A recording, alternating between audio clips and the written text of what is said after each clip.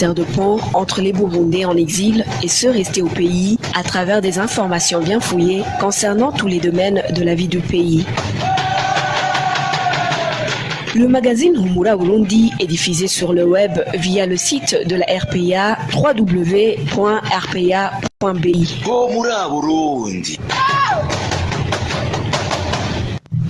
Merci à ingénieur Egide Mouemelo et Jean-Pierre Nifachidje. C'est grâce à leur collaboration technique que je vous retrouve. Bonsoir et bienvenue à ce magazine d'information dont voici les principaux titres.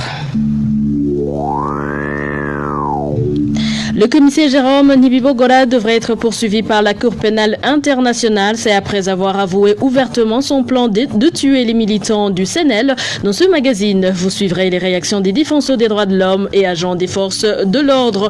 Les entraînements paramilitaires des Imbonela-Koulé inquiètent les habitants des alentours de la colline Kibimbi en province Bururi. Le site de ces formations dispensées depuis déjà un mois est sécurisé par des positions militaires.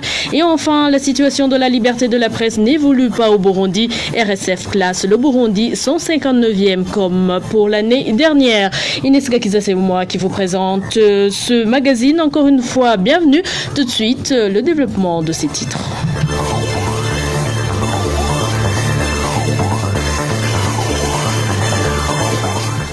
Les propos du commissaire de police en province Muyinga avouant son intention et sa détermination à tuer tous les membres du parti CNL qui oseront se réunir pendant la nuit est une autre preuve très importante des crimes commis par le pouvoir de Pierre Nkurunziza.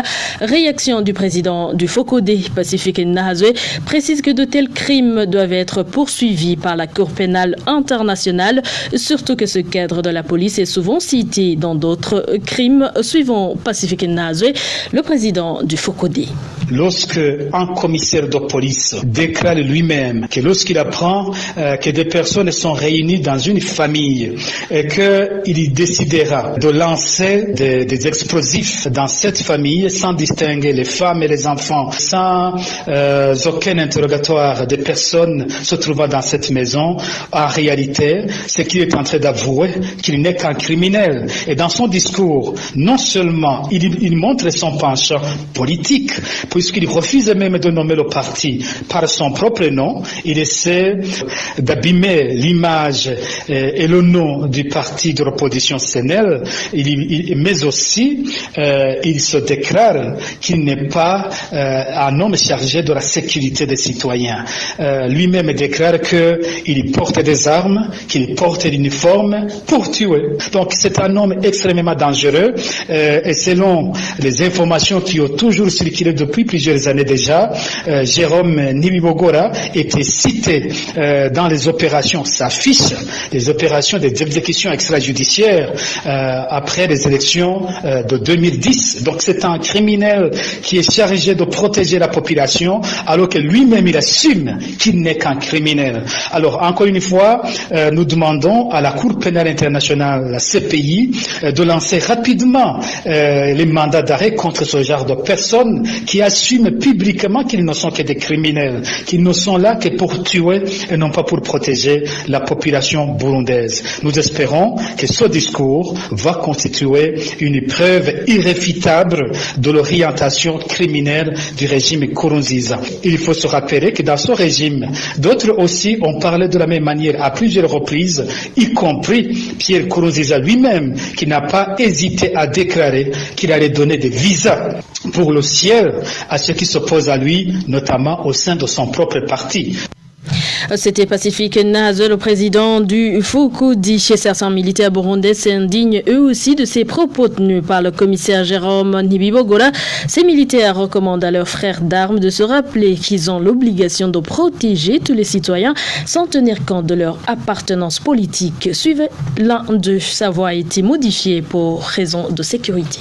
twebwe abasirikare twaradutangajwe na komiseri provincial Jérôme Nibibogora kumva yaravuze En tant que militaires, nous avons été scandalisés par les propos du commissaire Jérôme Nibogora, selon lesquels il menace de tuer par des explosifs les opposants qui seront surpris en train d'enseigner l'idéologie de leur parti politique.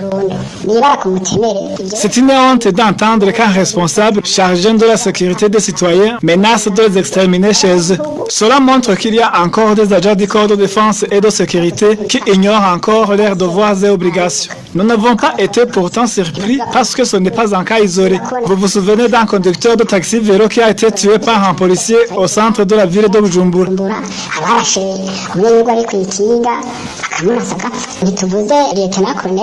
Vous vous souvenez également du lieutenant-colonel Marius Gahomera. En 2015, les militaires sous son commandement ont fusillé des personnes au marché de Kavovo en commune de Muki. Sans oublier le cas du colonel Bangirinama. Il a fait sortir les gens de la prison et il les a tués. Le Parlement a réagi sur ce cas. Tout cela montre qu'il y a encore des agents de sécurité qui sont toujours penchés sur leur provenance et se comportent comme des politiciens. Les politiciens jouent leurs cartes, mais un policier n'a ni droit de jouer la politique, ni de tuer une personne. Nous demandons qu'il soit arrêté et puni conformément à la loi.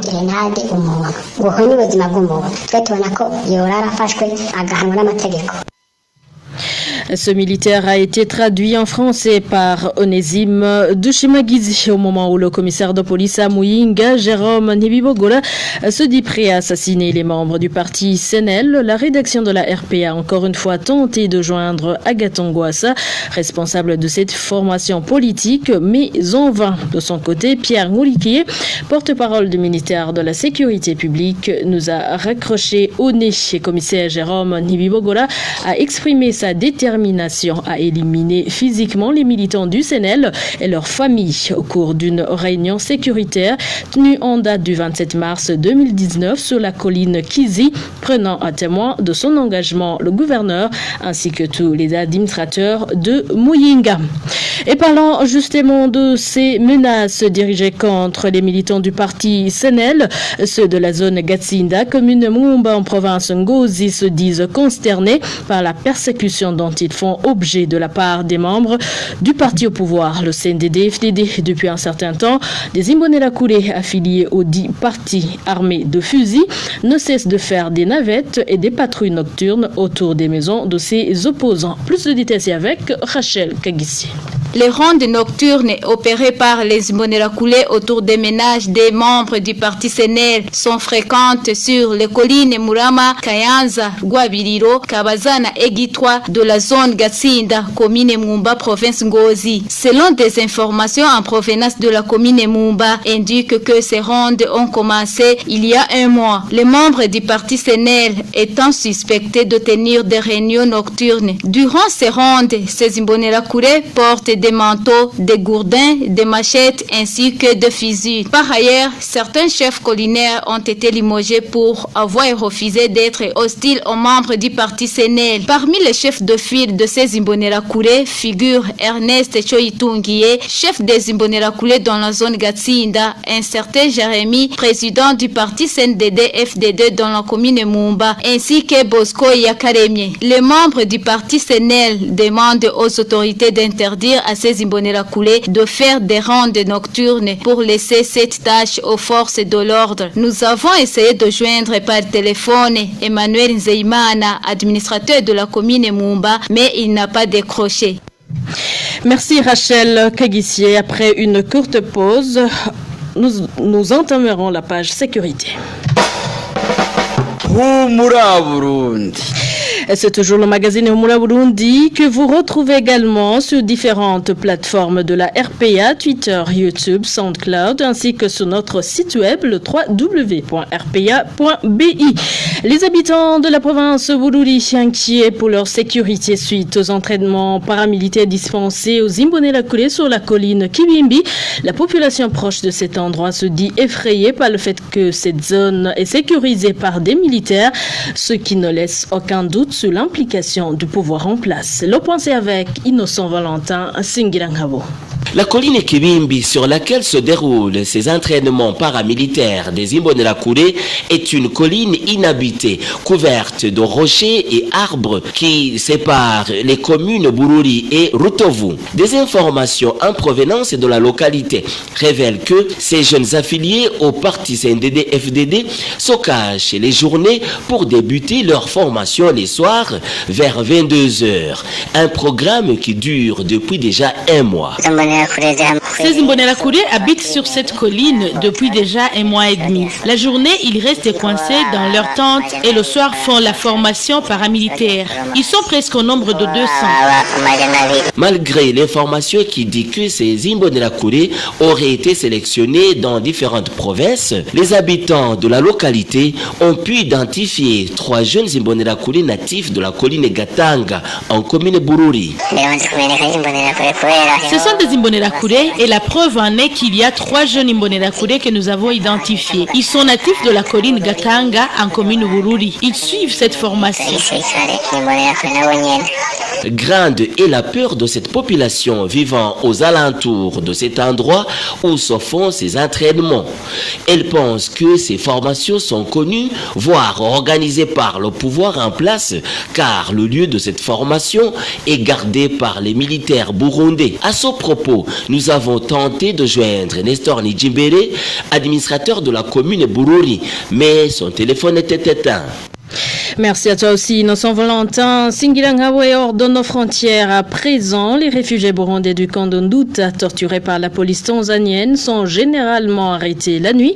Les uns sont par la suite tués, d'autres blessés grièvement. Aujourd'hui, ces réfugiés demandent d'être transférés dans un autre pays. Emmanuel Niyungeko. La police du service de renseignement tanzanien dans le district de Kibondo est pointée du doigt par les réfugiés burundais du camp d'Ondouta pour être à l'origine de tous leurs malheurs. Un agent de sécurité dit Sungusungu au camp d'Ondouta qui a requis l'anonymat témoigne.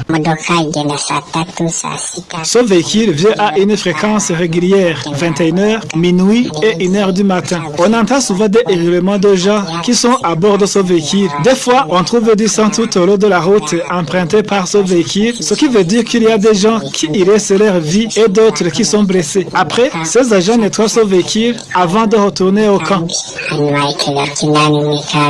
Ceux qui meurent dans de telles circonstances sont souvent enterrés à l'intérieur du camp. Un réfugié burundais surnommé Kidumu est mort après plusieurs coups et autres actes de torture qu'il a subis. Il a été enterré ici au camp. Un des agents de la documentation impliqué dans ces tueries et tortures a déjà été identifié. Il s'agit d'un policier surnommé Makara qui collaborerait avec certains agents de sécurité du Sungusungu. Les réfugiés burundais du camp d'Ondouta demandent au HCR de les retrouver un 3e pays d'asile. Contactés à ce propos, les autorités du Haut Commissariat pour les réfugiés en Tanzanie ont promis à la RPA de s'exprimer ultérieurement. Et avant de clore le magazine, parlons du classement de l'organisation RSF. Le Burundi occupe toujours la 159e place, comme l'année dernière, dans le classement mondial de la liberté de la presse, sorti ce jeudi par Reporters sans frontières. Dans ce classement qui concerne 180 pays, la RSF accuse le gouvernement burundais d'avoir empêché la diffusion de l'information critique en suspendant la VOA et la BBC, même si RSF n'a pas enregistré de journalistes tués ou emprisonnés au cours de l'année 2018, la peur, la résignation et l'autocensure ont largement gagné les rédactions au Burundi selon cette organisation.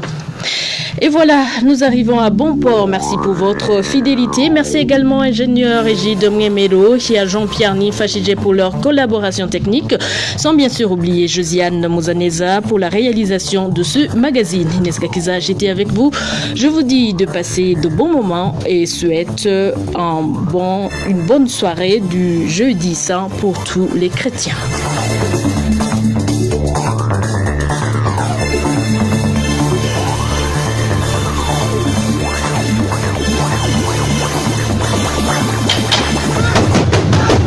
C'était le magazine Humura Burundi un magazine campant pour relier les Burundais en exil et c'est toujours au pays à travers une information de qualité. Okay.